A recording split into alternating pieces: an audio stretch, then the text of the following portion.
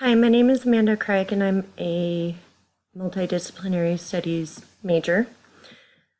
I think that the multidisciplinary major is different in ways such as biology or business because it allows an adult who's gone to school previously, who has 58 credits and at least a 2.5 GPA, kind of cherry pick which degree they want, like what area they want to go to in the degree itself.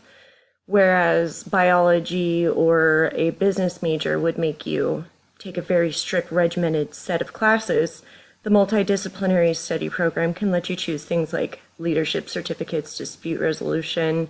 You can get a minor in sociology, whatever it is that you need to do to make yourself marketable in combination with your current experience and your previous schoolwork. What best package fits for you? And that's what makes it different. Thanks for listening. My name's Amanda Craig. Have a great day.